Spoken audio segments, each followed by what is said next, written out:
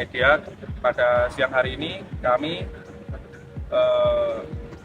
selaku kuasa hukum dari dari Bapak Dr. Dimas Rian Wicaksono selaku warga negara Indonesia yang memiliki hak pilih nanti dalam kontestasi pemilihan umum presiden dan wakil presiden.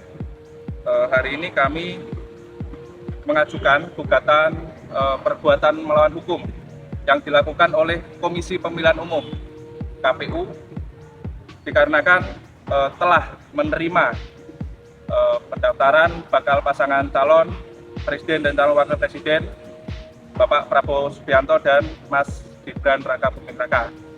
Peristiwa perbuatan melawan hukum itu terjadi pada saat tanggal 25 Oktober tahun 2023 pada saat Bapak Prabowo Subianto dan Mas Gibran melakukan pendaftaran untuk menjadi calon presiden dan calon wakil presiden. Nah, kami melihat peristiwa itu yang dilakukan oleh KPU pada saat dia menerima pendaftaran tersebut itu melanggar peraturan KPU pasal 13 ayat 1 huruf I yang di situ masih mensyaratkan calon presiden dan calon wakil presiden usianya yaitu 40 tahun. Belum ada perubahan. KPU belum melakukan perubahan terkait dengan PKPU, sehingga dalam proses pelaksanaan pendaftaran calon presiden dan calon wakil presiden, maka seharusnya KPU tunduk dan patuh terhadap peraturan yang telah dibuatnya sendiri, yaitu PKPU nomor 19 tahun 2023 tentang pendaftaran calon presiden dan calon wakil presiden. Nah, kami bertanya, apa dasar hukum KPU pada saat menerima pendaftaran calon presiden dan calon wakil presiden Pak Prabowo Subianto dan Mas Gibran Rakabuming Raka? Hal tersebut dikarenakan Mas Gibran Rakabuming Raka usianya masih 36 tahun, sehingga tidak sesuai dengan PKPU pasal 13 ayat 1 huruf I, yaitu mensyaratkan usia calon wakil presiden, calon presiden, calon wakil presiden yaitu 40 tahun.